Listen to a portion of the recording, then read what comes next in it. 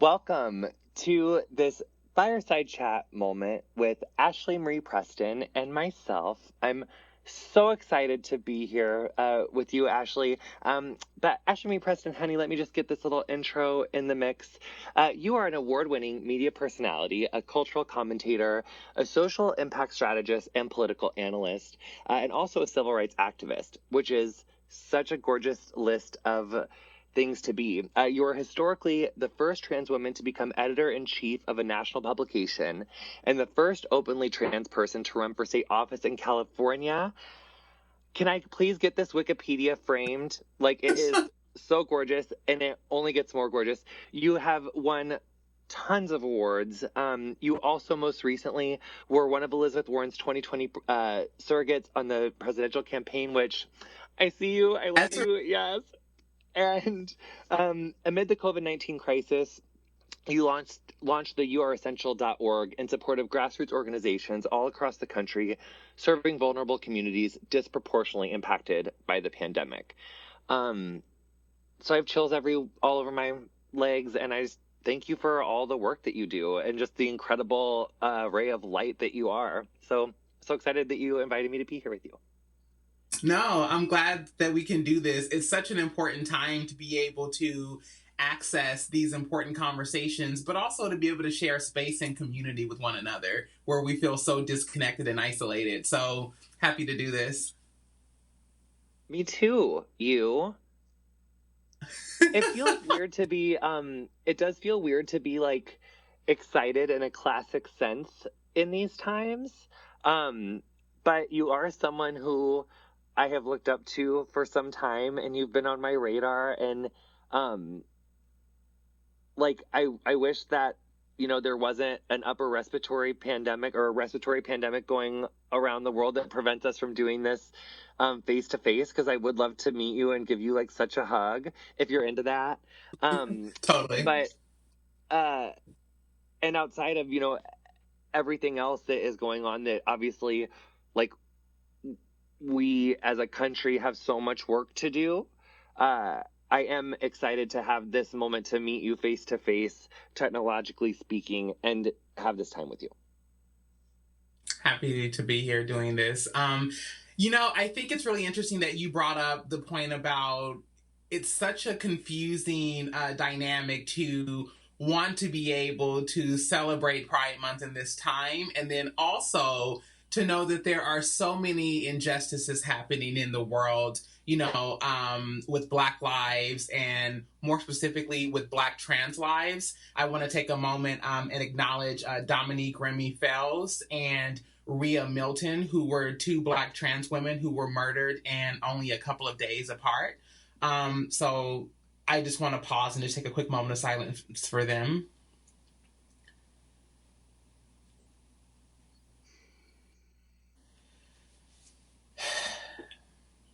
And so at a time like this, when we should be happy and we do have a lot to celebrate and we do have a lot that we've accomplished, we still know that there's a long road ahead for us when it comes to continuing to fight these injustices. And so I think that as a Black person and as a Black trans woman, I recognized early on that Black joy is an act of resistance, because when you look at systemic racism and when you look at anti-Blackness and transphobia and structural and institutional violence that's inflicted toward us, it's meant to crush our spirits. It's meant to destroy your dreams, your hopes, your ambitions, your aspirations. It's intended to make you feel as though your life doesn't matter, as if you are nothing. And it's an attempt to completely erase you from every sector of society. And so when you find something to smile about, even though we don't owe anybody that, right? But when we allow ourselves to access that, it shines a light at the end of the tunnel for other people like yourself who are still navigating the darkness. And I'm really grateful that, you know, New York City Pride and all of these other platforms and publications and networks and partners in media have given me the opportunity to be that to my community. So for that, I am grateful. I mean, I'm grateful that you bring that up, and what I noticed for me come up in that moment of silence is this, which is really like when I read that news this morning, because I read about the loss of their lives this morning, it went to this like numbing place. Like it's like one more thing where it just went to this numbing place, and then bringing it up, it's like I just feel like when you really empathize and take that minute to like let your numbing guard down, which I think so many people are always kind of numbing this pain, and like when you, it's just, yes, and it's just such, there's no other way to say it than everything that you said, and that it is a confusing time. Yeah, a myriad of emotions at the same time. So youressential.org, which I think one thing that sticks out to me about youressential.org is that in times of like discomfort and uncomfort, sometimes the strongest people rise up and confront these issues with just with such a beautiful and strong way. And I think that you're such a strong leader who has constantly confronted difficult issues. So I'm curious about, you know, what you've been up to from like since March, and all of the ways that, you know, you've been kind of getting through quarantine as it relates to your activism.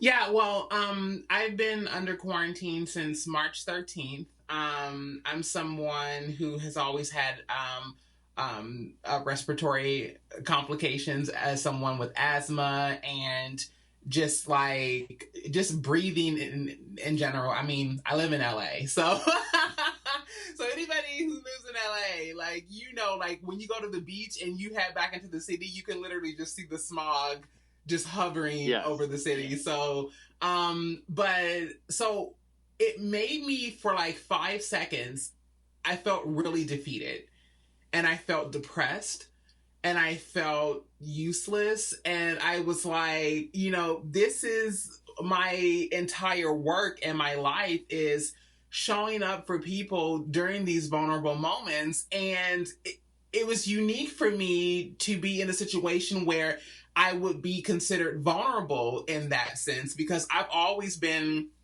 larger than life, outspoken, in your face, kind of like, I'm not afraid of nothing, ha ha ha, like, you know, that kind of like person. And it's like, this is not a drill, girl. This will take you out. And so what many activists and community organizers are learning is that self-care is paramount. It's of key importance, because if you aren't able to take care of yourself, then you can't take care of anyone else. You can't transmit something you haven't got, as they say, like in the program. And so it's one of those things where I had to get really thoughtful and intentional and creative about how I joined not only the conversation, but how I came up with solutions. And so, you know, I obviously can't, you know, go out and work directly with people on the streets and give direct aid. But I'm a girl from the boulevard. You know, survival sex work is a part of my story. So a girl knows how to get coins, hunty. Like, I know how to get coins. And so I was like, I know enough people who have coins. And so I launched You Are Essential as an opportunity to fund grassroots organizations who were serving vulnerable communities who were directly impacted by the COVID-19 pandemic. And so I partnered with Revolve Impact, who's doing like a lot of amazing work in LA with social impact campaigns. They've done stuff with LeBron James and John Legend and Shawn Mendes and all these amazing people, Megan Rapinoe, and just amazing people. And yeah, that was what it was an opportunity to be able to not only support people who were already doing the work pre-pandemic, but also it was an opportunity to really highlight some of these organizations so that donors and philanthropists can build a relationship with them directly. One thing that you brought up there, which I think is so useful, not only for a respiratory pandemic, but also I think there's like this other science word that's stronger than pandemic, but it's like, because like the racism that the country has been going through for the last 400 years is, you know, bigger than I would say coronavirus, which Yeah. who knew that people were going to be saying it that up front in March, but yes, so let's have that conversation. But Well, the look. point is that, yes, you tell me. Oh no, I was just gonna say, well, like, look at the fact that right when they said that in Chicago, 70% of the COVID-19 related deaths were Black people, all of a sudden they were trying to open everything back up. And they were like carrying guns to the state capitol buildings and stuff and talking about like, we demand a haircut and we demand to be able to go to like, whatever, to go deer hunting or whatever people wanted to do once they found out that communities of color were being disproportionately impacted because they were already living along the margins before the pandemic. And so it was just a reminder that Black lives don't matter. That was the first time when we recognized the health disparities and that we saw the response that came from that. And the response was, now that we know that it's only like older people who ageism is totally a thing, we don't take care of our elderly in this country the way that we should. We don't take care of our veterans. We don't take care of the homeless. We don't take care of those who've been chronically incarcerated. We saw that jails were still growing, even though there were alarming numbers of COVID-19 related cases in jails. We know that LGBTQ people who've been incarcerated are disproportionately impacted, not only by the violence, but by the fact that they're being denied health care for trans people, just all types of different things. And so, yes, it definitely uncovered that truth about America, that in addition to the upper respiratory complications that are associated with COVID-19, there was a wider outbreak of racism where people just stopped hiding their anti-Blackness. And also, I mean, yes. And also, one thing that I've been thinking about, I mean, I'm so grateful for the veracity and the intensity around this conversation. But one thing that I've been thinking is that it took like 400 years for things to get as messed up as they have been, and also like a like a literal deranged like autocrat who is like trying to become an autocrat, like, which is Donald Trump. So the point is that like even when we beat him in November, we are going to inherit a government that has been decimated by 3 years of really scary judges, really ineffective leadership that has essentially like decimated the institutions that were there to protect us, such as the CDC. The military has been affected by, it's like from its trans ban. So, I guess all I'm saying is the link there for me and what you said originally is how important self-care will be for activists as we engage in this road. And aspects of this we want to be a sprint. And I think, I'm not saying that they can't be, because I think that doing, striking while the iron's hot, so to speak, and being able to really use this leverage to get where we need to get on certain reforms, absolutely. And I don't want to dampen that. But there's also, that's going to be hard work. And there's going to be people that are going to be out protesting for like a long time, and people that are going to be doing all sorts of stuff. So it is so important to know what the tools are in your toolbox to accomplish the goal of self-care, which, it's like when you relax, your brain gets into like the theta waves and stuff. And like we heal when like our brain makes the theta waves, as opposed to like the anxiety waves, which makes us get sick, which there's a pandemic. So there's, all of it's connected. And yes, we need the activism and we sure need the protest, but we do need a side of the self-care. And we all know how important sides are. Like, I live for a side. Well, what it is that self-care has been so watered down and sanitized, even so much so that when we think about self-care, like we only think about it through the lens of, I'm going to have pizza tonight, you know, and a glass of wine, which those things are valid and they're good. But also, self-care is sometimes doing those things that aren't always pleasurable. You know, sometimes you know, learning when to step back, even though your heart and your mind is saying, nope, like we have to go full forward. You know, I keep telling myself, like, the work that I've done over the last several years, like, has been to train up for this moment. And yet, just like with any, even though, you know, we don't like wars, but when there is one, you know, you don't see them go in and just give it all at one time. Like, it has to be spread out. And just to be clear, this is a war, and many people have accused Black people of starting a race war and being divisive. And it's like, we didn't start this war. We're just trying to finish it and end it and be able to move on with our lives and thrive. And so, like, for me, self-care has looked like being like, I know you want to go out there. I know you want to be in the middle of the protest and do all of this, but here are the numbers that say your chances of contracting COVID are a lot more higher than they were even in April and early May. And, you know, and so kind of just like thinking about, you know, doing things that are going to, I guess, work out for the best in the long haul. But in addition to self-care, I think it's been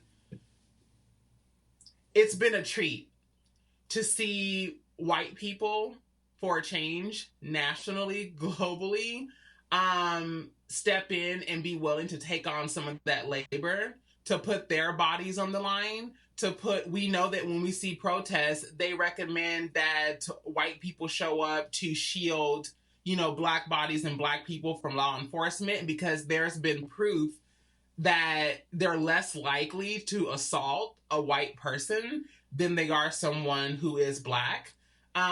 We also are seeing that our white allies are starting to take on some of the labor of educating other white people, which is really important because we're already on the cusp of, you know, being taken out and succumbing to systemic racism as it is. But it's a lot to have to save your life, then fight for the lives of those in your community, because without them, you definitely don't have a chance. And then we have to spend all this time educating people who don't want to be educated because they're, you know, choosing to participate in this. I refer to it as the epistemology of ignorance, this intentional, militant way of bypassing what they know about gender and race, because if they acknowledge these truths, they're afraid that a mirror will be held up and they'll see themselves for the first time in a way that disrupts their delusion of what it means to be a good person. I'm a good person. I'm progressive. I'm all of these labels that people grant themselves that they haven't quite really worked for. And so what we're seeing right now is this movement in which you can't ride the fence. You can't straddle the fence. It's like you're either about intentionally dismantling systems of anti-Blackness, or you're okay with completely benefiting from it, which contributes to our murders. And so I think that, again, the only way that we can really move forward and push this thing is when we have white people who are really, and non-Black POC, because we do have support from non-Black POC, people of color. And as I explained it before, and this may hit deep, but we're here to tell truths today. So I've always referred to people who won't check their privilege, and the ways in which Black people are disproportionately impacted by these systems. I refer to them as the beneficiaries of genocide and slavery. And when I first mentioned that, some people were like, oh yeah, of course, like white people, slavery. And it's like, it's not just white people. A beneficiary of genocide and slavery is anyone who gets to lick up the crumbs that fall from white supremacy's table in exchange for their cooperation. So it could be another person of color. It could be anyone who's subscribing to these respectability politics that were authored by entities that have never respected LGBTQIA plus people. They've never respected Black people, brown people, indigenous folks, undocumented people, immigrants, the disabled, the elderly, the incarcerated, the homeless, the impoverished. They have never cared for our interests. And so self-care sometimes looks like knowing that we can count on our white allies to step in and pick up some of that work.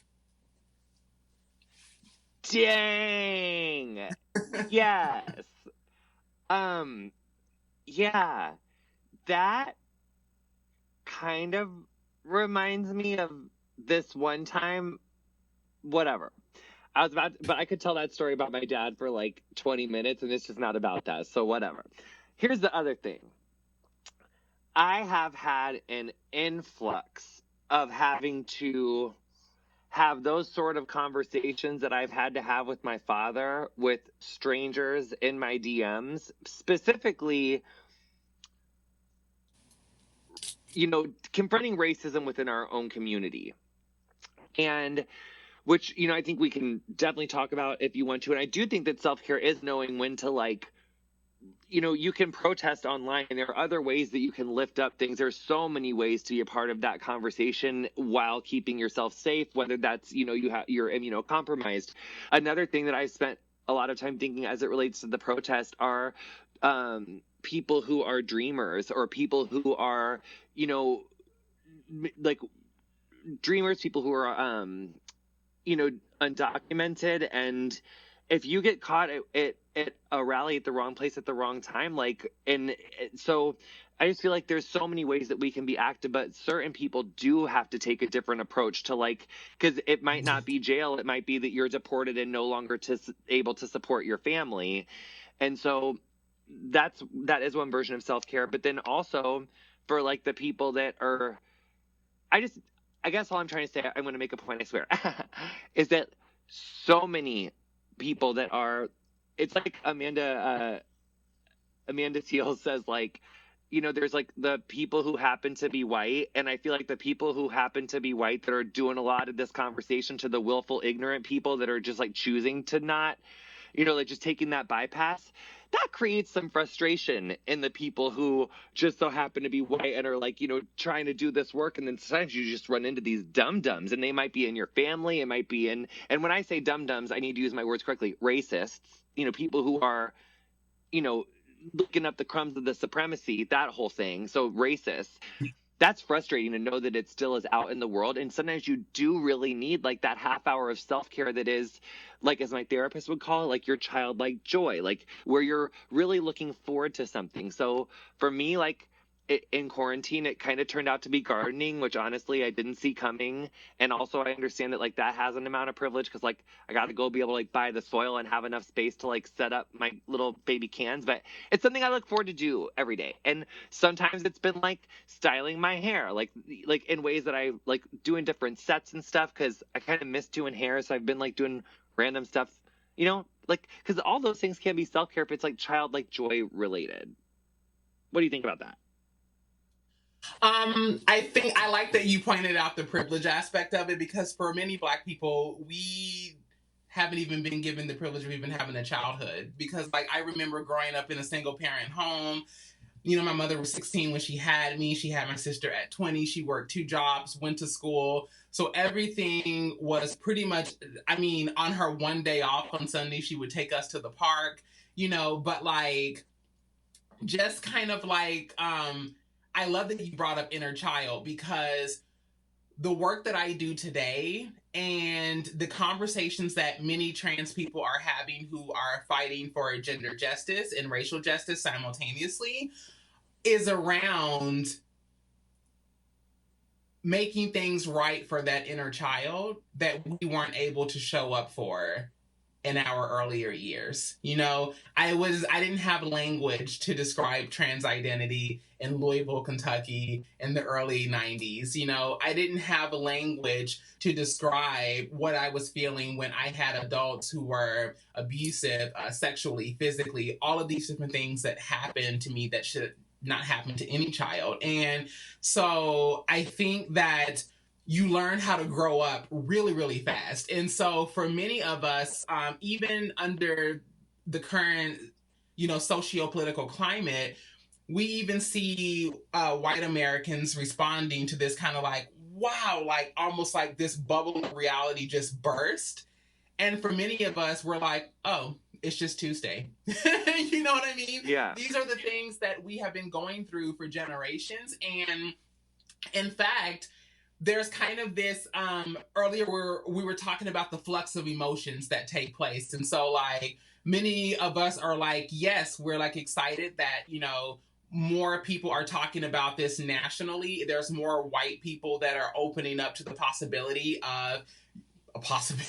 the fact that racism is real, and it is pervasive in the Black community, and it has been a direct contributor to the violence and the deaths that we have to grieve and all of these different things. But in addition to that, there's also this frustration because it's a reminder that we've been gaslighted for so long.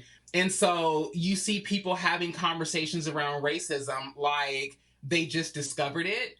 Like they're becoming like the Christopher Columbus of race politics. And it's like, girl, we knew this thing was happening. In fact, we tried to tell you this, and now all of a sudden, because it's you can brand it and it's marketable, and it's like hashtagable. Now everyone's like, oh my gosh, this thing is brand new. And it's like, no, the racism most certainly is not new. Maybe the technology that captures it, maybe the influencers who are willing to put their social capital and their platforms on the line to have these conversations may be new. But the ways in which we have been broken down and beaten by a society that has attempted to rob us of everything that we could possibly hope and dream of having, it's most certainly not. And so I think that in that, I have been trying to learn how to, which it shouldn't be our job to do this, but like I feel that just as a human, as a spirit having a human experience, I'm okay with it, learning how to hold people accountable and hold them at the same time. So to make space for that realization and discovery and growth, because growth is necessary, and we can't say that we want people to grow and we want people to become better and we want people to actively dismantle these systems and to rally with us if we're not creating that space to set the tone for healing. Because what I do know from doing this work for so long is that we can't heal what we don't reveal. And so, whereas some people are mad at the fact that, oh my God, like, they're talking about racism and this and that and like blah, blah, blah. It's like, my ringtone right now is white people admitting to racism. Because what that is it is shielding us from this culture of gaslighting. Like, we know what it is. We know that anti-Blackness has been prevalent. We know the ways in which it works. And we've been told for so long that we were wrong and that was the old days. That was slavery. It's not about race. I don't see color. All these different things people have said. And so it was so bad for our mental health that it made us start to question our own realities. And so for the first time in my life, I almost feel like the spiritual playing field has been leveled, where we can have honest conversations that produce truths that have the potential to heal an entire generation and the generations before us. This is about breaking generational curses. And so when we're talking about white supremacy, when we're talking about, we're not just necessarily talking about white individuals, we're talking about the system, because as quiet as it's kept, I don't care if you don't like me, really. I mean, high school is over, I'm not running for prom queen. But what I do have a problem with is that the gatekeepers and those who have the power to shape policies and legislation and all of these different things that can prevent me from accessing healthcare, that can prevent me from accessing employment, that can prevent me from accessing housing, that can prevent me from accessing social support when I went through a traumatic experience, and that can also give, these institutions through which we pay taxes to discriminate against me, that's where I have the problem. And that's where I think we're starting to take a look at the power that we have in voting. It's not just voting for the president, it's voting for your local, your city, local, state government. You know, we just had a conversation in California about what it means to defund the police. Like, we're not saying, you know, oh, just like take away the money and do nothing. We're saying reinvest this money in programs for communities that these state-sponsored, you know, agents of violence have destroyed. I can go on forever. Absolutely. No, I love that. I'm trying to do this thing from like learning, like trying not to learn to interrupt, frankly, where I just write down little things that I want to ask about later. So I was just writing down things, honey. I was living for everything that you were saying. I was taking notes. I think one thing that one thing that I have learned just kind of in my healing journey is that so much of that inner child work is so important, because if you're a survivor of trauma, the way that it was taught to me is that, like, you know, we have parts of our personality that are kind of around the age in which we experience that trauma. And there's all sorts of different, you know, parts.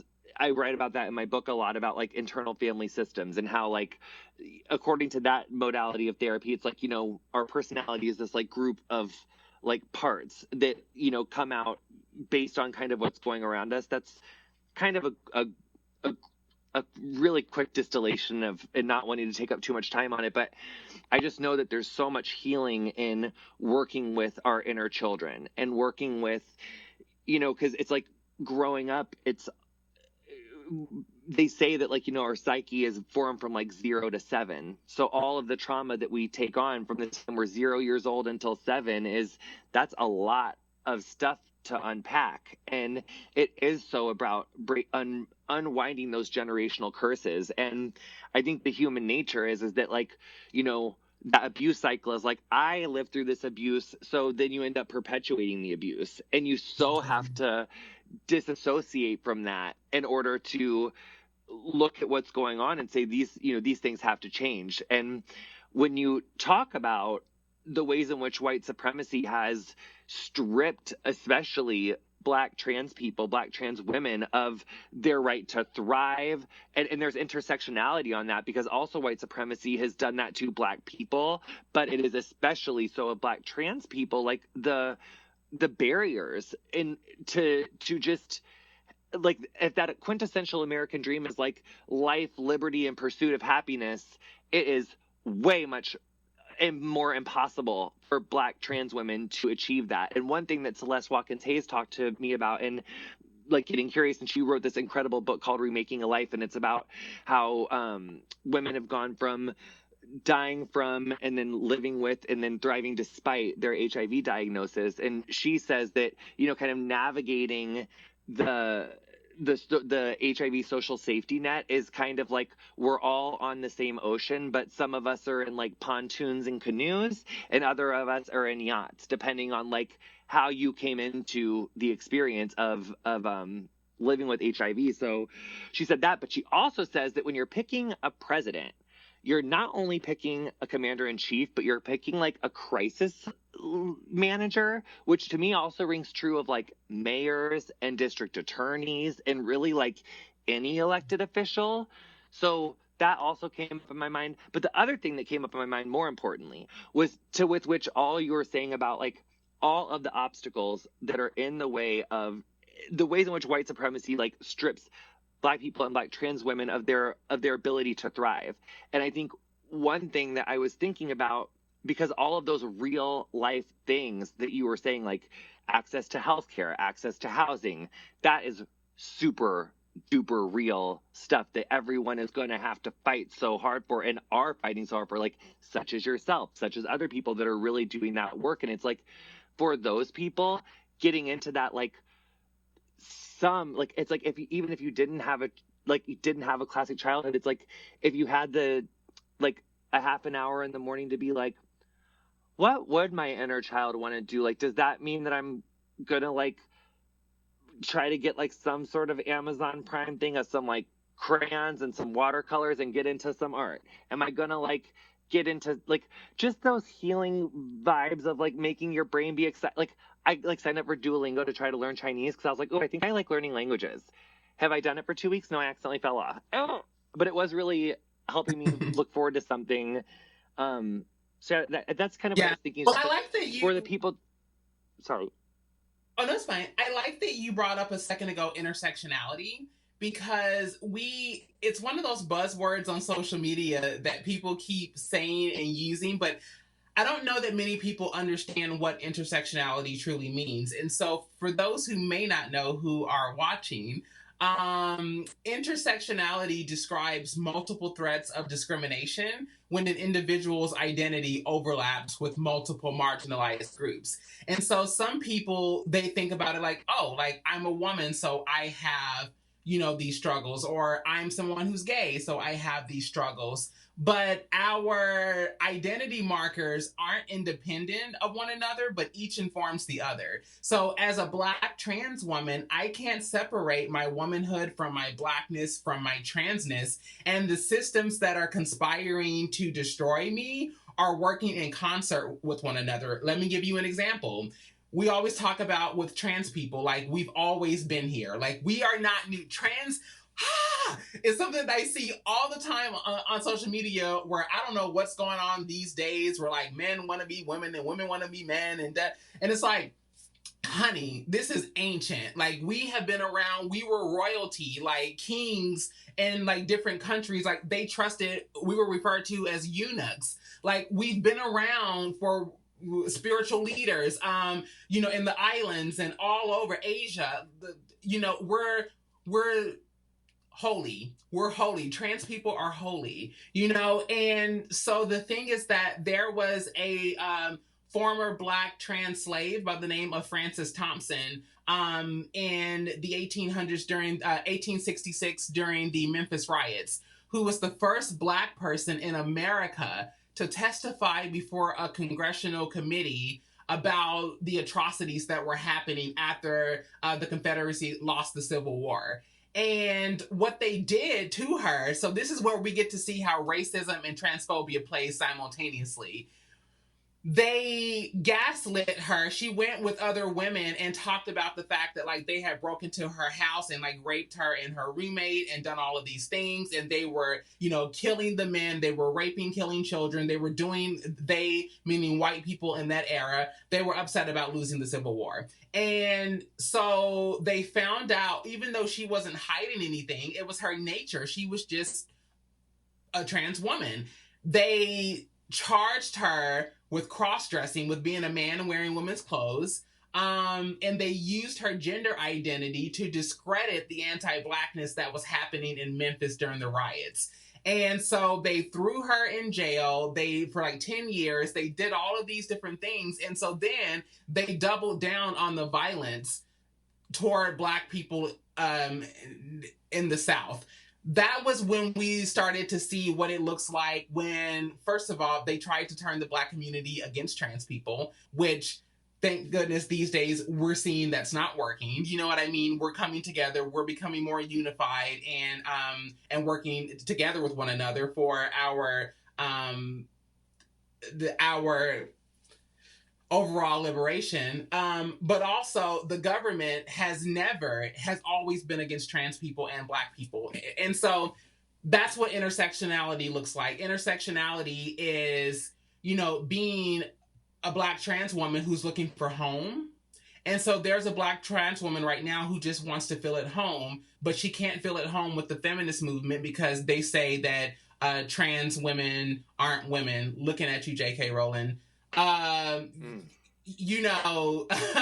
There is a Black trans woman out there right now who feels like she can't be seen in the Black community because trans identity is seen as a secondary issue and a distraction from collective Black liberation. There's a Black trans woman out there who doesn't feel seen in the LGBTQ community because there are gay white men who are using their sexuality as a shield to absolve themselves of the responsibility of dismantling systemic anti-Blackness, sexism, and transphobia. And so that same Black trans woman is standing at this intersection, and while these groups are at war with one another, we're getting caught in the crossfire.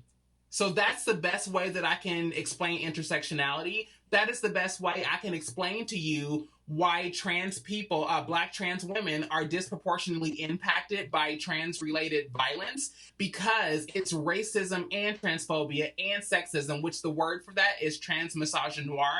It describes our experiences at the intersection of race, gender, and transphobia. And so intersectionality, so important. And so when we're voting for these leaders, we need to make sure that these leaders understand intersectionality. Our next president needs to understand intersectionality. Our governors, our mayors, our city council, every elected official at every level needs to understand that if you don't understand how, not just how the Black community works, because let's be real, when we look at how voting is set up, there's so much pandering, and people are like, oh, I have the Black vote.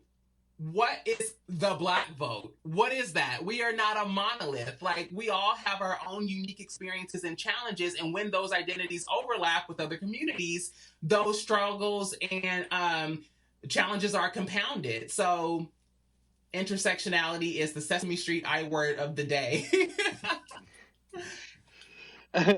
So, I mean, because you've been doing this work, what have been some of the, I don't know if it's like, is there any kind of new methods that you're seeing from within the resistance, like help organize more quickly? Or do you think there's, and I want to be careful of not saying like, what are resources that white people can go that are new to understanding truth? Like, because I don't want to do that. But are there any like organizations that are just doing things that you think you're like, wow, that's really cool, or like that was a really good resource?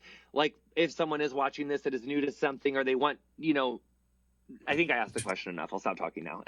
No, you're good. So there are so many resources. So many. I think definitely the conversation we had recently with other organizations who were doing their own Black Lives events, support the work that is already being done, because it's not just about protesting and bringing in bodies. It's about bringing in a message that makes it very clear what the objectives are and what the tangible solutions will be. So support Black Lives Matter, support these organizations that are on the ground who've been doing the work for quite some time, because what happens is that sometimes our allies have the best intentions, but then they end up centering themselves. And the whole objective in supporting these orgs is not only to take their lead, but it's to trust their lead, to trust that Black people know what Black people need better than anyone else, and it's also to invest and nurture and foster Black leadership in youth, to give youth the opportunity to reimagine what their lives could look like, seeing these possibility models. The other thing is definitely Google is a hot commodity. It'll give you a front row seat, first class to any information that you want to learn. Because again, when we say it's not our job to educate, some of us, that is our calling, and that's fine. And if it is, pay us, because even if you drop money in somebody's Venmo, Cash App, I've always said that education without compensation is exploitation rebranded. So the thing is that make sure that you're contributing to the economic empowerment of a Black person. Support Black authors and academics and speakers. And, there are a lot of people in our community who have a wealth of knowledge. And it's important to take advantage of that. Don't just go to the one Black friend or one Black trans person you know. Go to various people.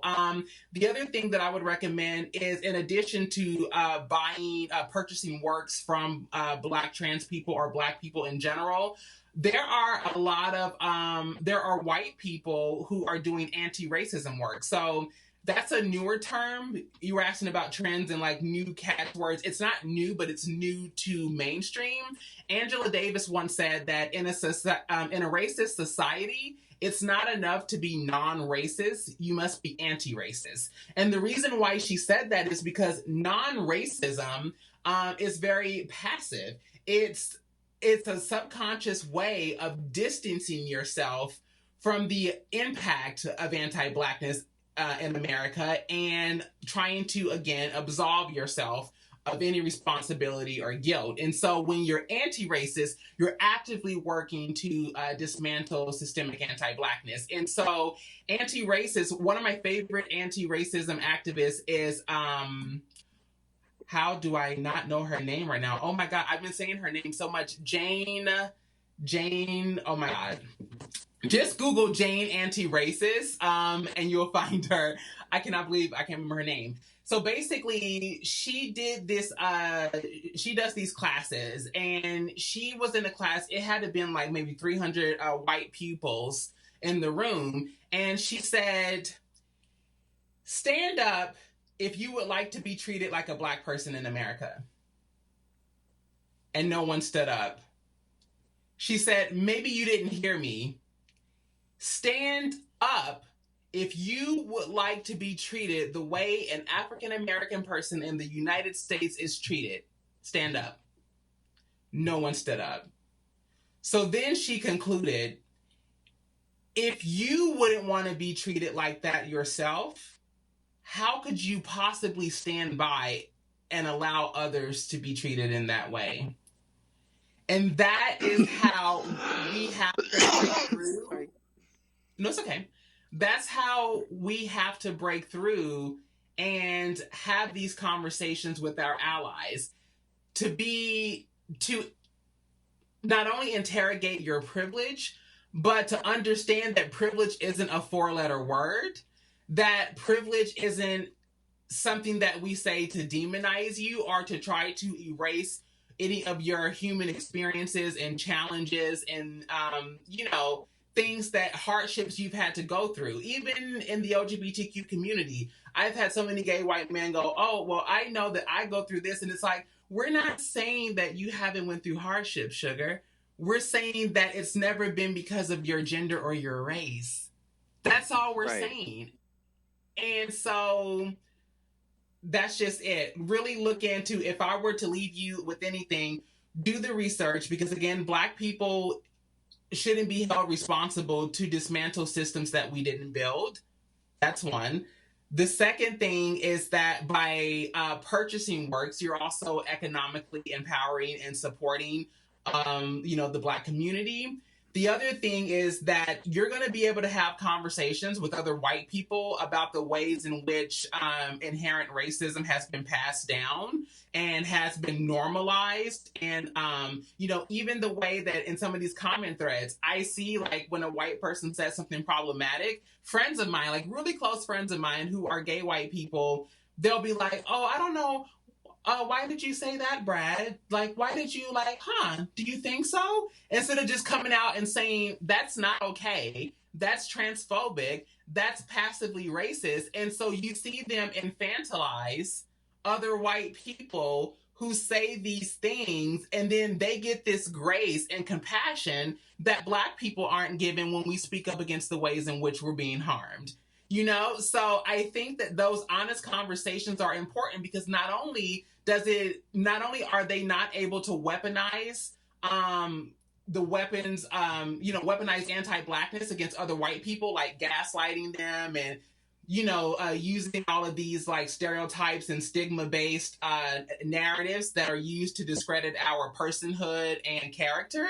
But if you're doing allyship right, you're going to include yourself in the conversation. So you're not just going to say like, what you did is racist and this. You're going to say, we've been conditioned. We're taking it to France. We have been complicit in this way. We have been socialized not to talk about race or color as a show of our non-racism. We have benefited from a system that rewards us for mediocrity and the bare minimum while moving the goalpost on Black Americans and trans Americans and Black trans women in everything they attempt to do. So when we're talking about white supremacy, the goal is not to set out to destroy every white every white person in our path.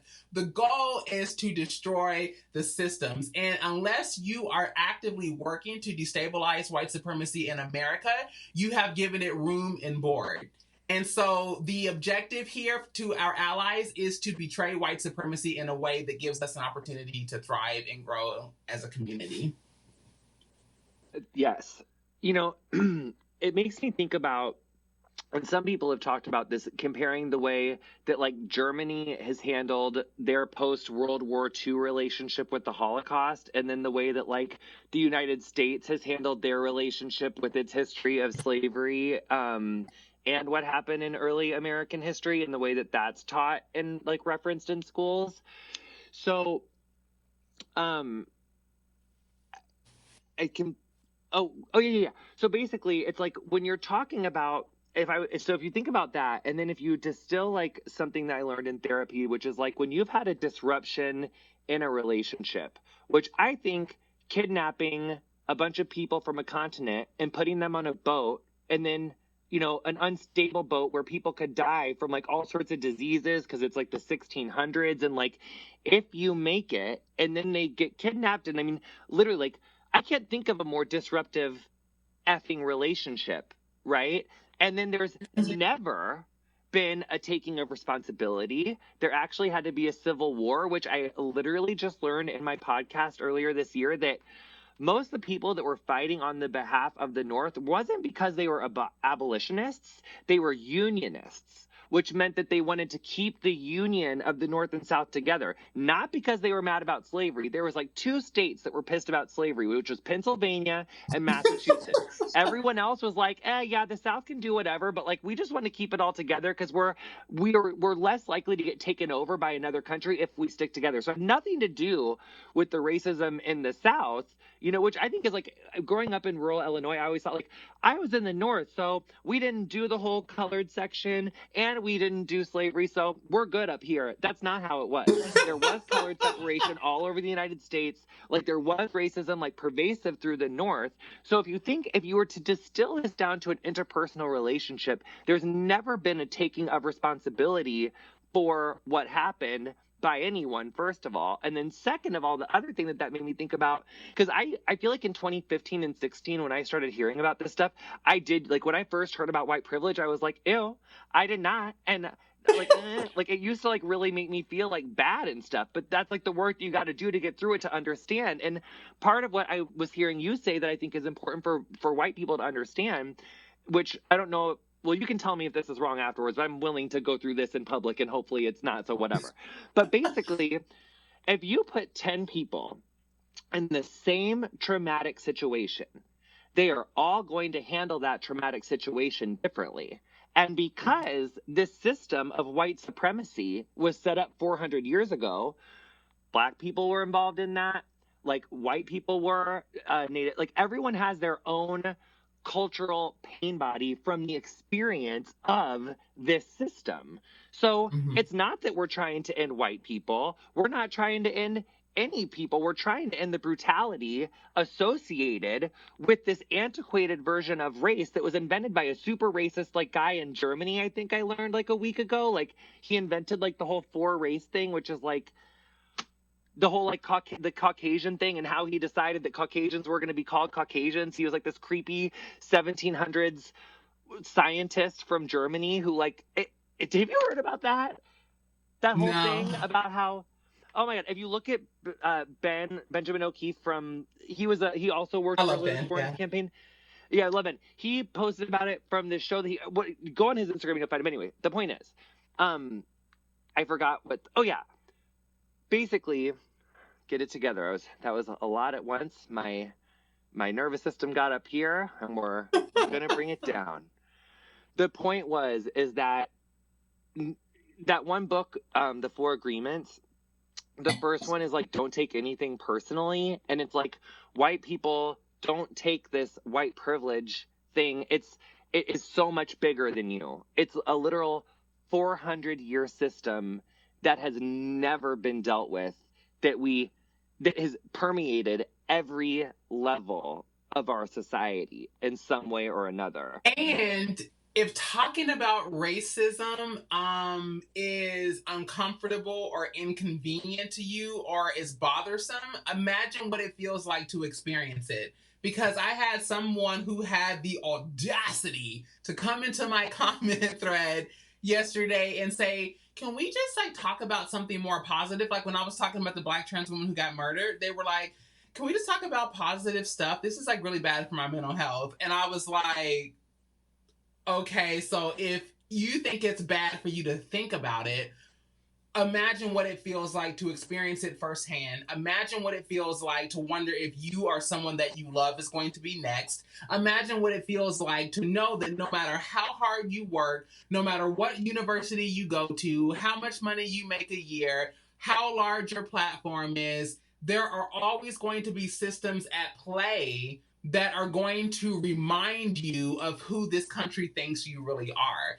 And so the thing is that, you know, anti-Blackness is an equal opportunity destroyer. So you may not recognize it today or next year or the next 10 years, but anti-Blackness and the way that it permeates every sector of our society it's destroying the very fabric of our nation, and it will impact white people. And it's, you know, it's because talking about really quickly capitalism, even when I talk about capitalism, some people, they're like, what does that have to do with racism? And it's like, capitalism did all of this. Like, you brought Black bodies here, you slaughtered indigenous people, you made Black people work the land for 400, you know, all of this free labor, never got a dime, never got a cent. You got to build family dynasties, which now we call them corporations.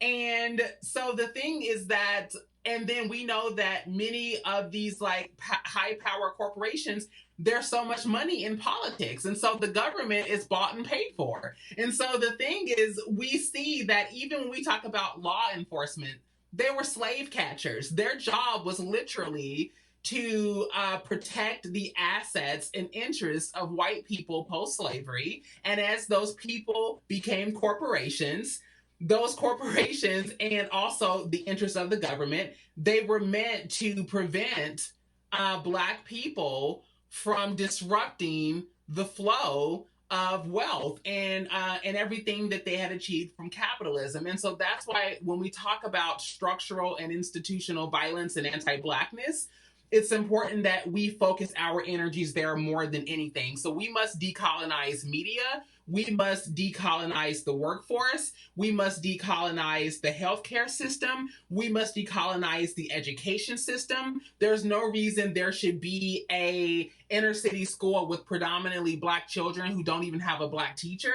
no one that they can look to who understands their experiences. We have to decolonize all of it, government, who we elect into leadership, you know, all of that. And so I think that, I guess my point in all of that was that it's really, no one's demonizing you for being white. We're simply saying that you have a responsibility not to support or help sustain these systems that are erasing us. That's really all we're saying. So I know we don't have a ton of time left, and I think that we can end up on this as two people that supported Elizabeth Warren, and I'm going to make a quick point, and that is handling disappointment is one thing that I wrote down, and then also voter turnout is another thing that I wrote down. And I obviously the Democratic nominee is like not who I was going for. However, I think that there are so many things at stake with this election, from mayoral races all the way up to presidential races, for the institutions that are meant to protect us and that have so far not lived up. Like, I mean, Planned Parenthood, for instance, like, has been completely defunded and completely defanged, which was meant to help some of the most marginalized people. The CDC, for instance, like, hasn't been able to use the word transgender for 3 years. I mean, if Donald Trump is elected again, there are, I guess I'm just trying to say that, like, everything is so messy, but this election, this next 6 months of time, it sets up such a trajectory. And we have to, I think, come together and be able to listen to each other, but essentially remember, like, who we're trying to protect, and not ever get so cross with, I don't know. I interviewed Masha Gessen yesterday, and I'm really scared about the autocracy that we're presently living in. I keep making the analogy of, like, Dante's Peak, that classic movie with Pierce Brosnan from the mid-90s. It's a little known volcano movie, honey. But he does make that whole frog thing, that whole frog comparison. And a lot of white people have been the frog that's been thrown into the boiling water. And they're like, holy shit, this is so messed up. Like, but we have to sustain that energy, because we got to jump right up out of this boiling pot of racist autocrat water, because I think we are in a landscape that is, yes, we have so much change, but if we don't shut this administration down in November, I think we are really in a world of hurt, where I think the discrimination that we've been talking about for this last hour, I think it could literally become, like, all the way government state, like, where it's not. Yeah. Like, I just think it could get worse. That's all I'm trying to say. I think your fear is right. It's a valid fear. We've seen the ways in which this current administration has courted the Kremlin and world dictators all over the place. And more importantly, I've also overemphasized that we need to be able to build these cross-cultural movements and collaborative efforts that bring us together, because white supremacy is only effective when it can implement a divide and conquer. So there are these Asian provocateurs who are out here trying to create tension between Black and Latinx people, that are trying to sow tension between Asian people and all of these different cultures, because they know that if all of us unite, the white people who understand the value of human life, the Latinx community, the Black community, the indigenous community, the Asian community, and all of these different groups of people, Muslim Americans, religious minorities, all of these people, they know that we will win. And so, speaking of all of these communities need to be counted. So everyone's talking about the census right now, the 2020 census. And for those who don't know, the census takes place every 10 years. And it is where it takes less than 5 minutes, and you just count how many people are in your household, and their ages and your ethnicity, background, things like that. And the reason why it's so important is that the federal government has this big pile of money, and every 10 years they fund different programs in different states, and the amount of representatives that you get in Washington, D.C. Is based on how many people are in your state. So if we are undercounted, that means we are underfunded for the programs that we need for healthcare, for services, for all of these different things that are important, and we're underrepresented. So we don't have enough representatives to advocate for us and vouch for us where it counts the most. And so I think that if I can leave you with anything from this conversation, please be counted. You count. Take the census. Tell a friend. It only takes less than 5 minutes. And I think that when we do that, we will exercise our power of economic strength as well, because it's not a gift. It's money that we pay in toward taxes. And because it happens every 10 years, now it's more important than ever. And I also want to clarify that there's a lot of myths about the census. It's not so they can find out who you are or if you have a warrant. It is not so they can try to deport anyone. That's not a part of it. None of it is about that. It is solely about being counted, receiving the money that we need to help our states function properly in a way that takes care of all of its citizens and constituents. And it's about making sure that we have enough people in Washington, D.C. who can fight this battle with us for racial, gender, and economic justice. And actually, a lot of those rumors and myths are perpetuated by people who stand to benefit from those exact communities being undercounted, which is something that goes back like decades. That you can, that is like, those myths were perpetuated to do that very thing. And actually, it's a part of like suppression, like voter suppression. It's all connected. Voter suppression, all that. And that bureau was set up to be protected from intrusion. So really, that is so important that we do that. And also, really quickly to add to that, in 2010, when the last census was performed, it really, because certain communities like weren't counted, the census in 2010 really cost like so many like gerrymandered districts like all over the place, because frankly, the Tea Party swept that midterm election because as like a knee-jerk reaction to like Barack Obama is like some of the, school of thoughts that I've heard of. But yeah, the census like really is like one of the keys to dismantling white supremacy in the United States, because without that representation, we can't make the change. Yeah, I think I know in California, it's www.census.ca.gov, I believe. And I think that you can find it by your state's initials through that address.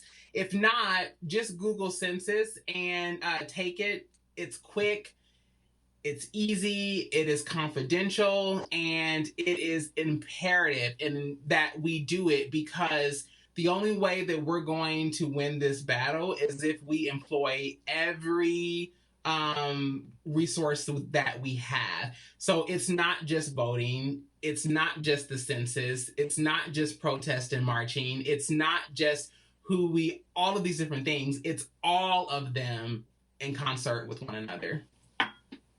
And yes, and because it's all of those things together, and we know that that is going to take a united, sustained, coordinated effort from all of us. We know that this is Pride Month. We know that one thing that you said at the very beginning of this, which I can't say enough, is self-care. And I do think that some amount, you also mentioned at the beginning, it's like the robbing of Black joy. And I think, that cannot be for Pride. What are some of our joyful Pride plans?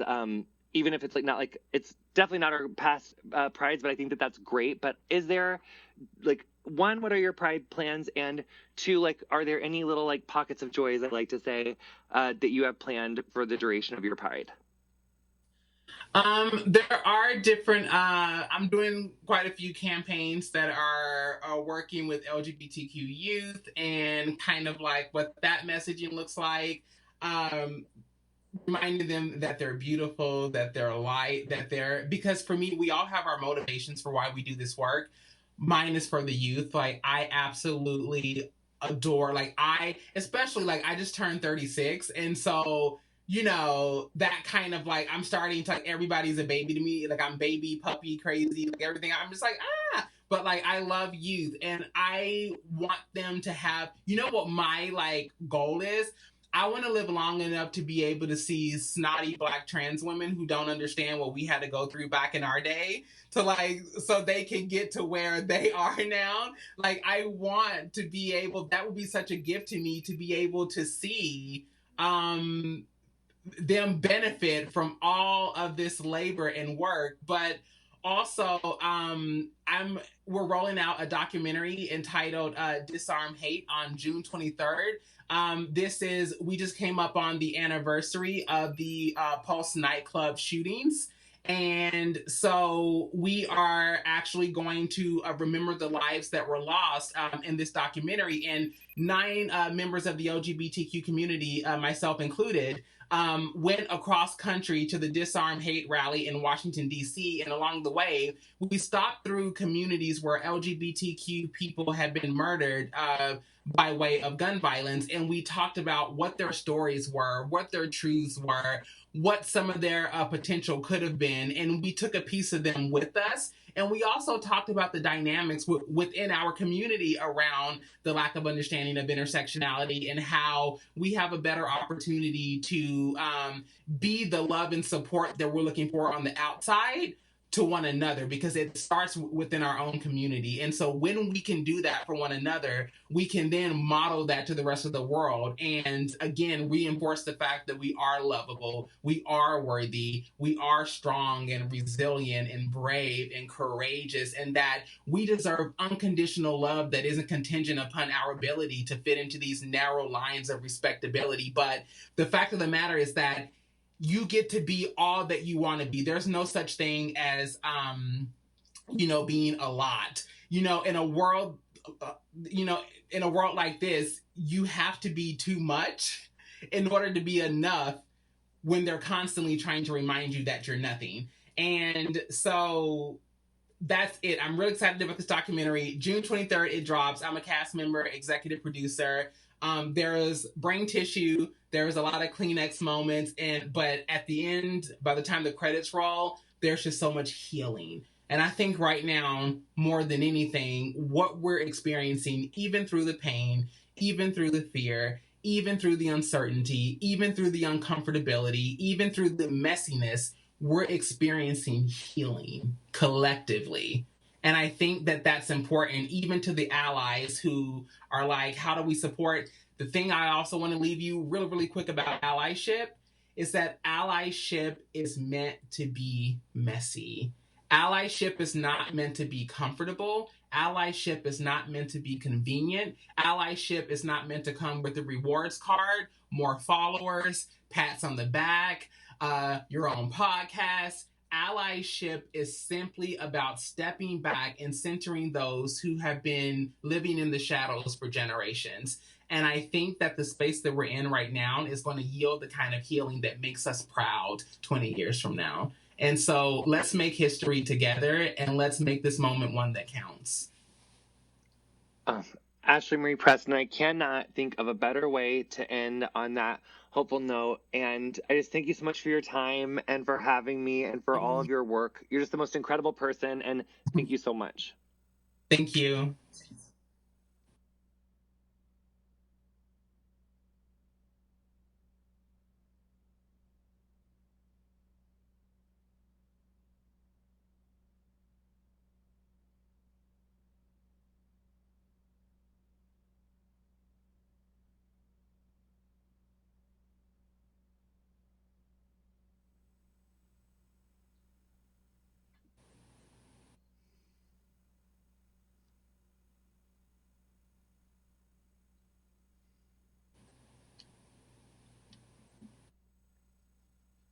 Let's have a kiki.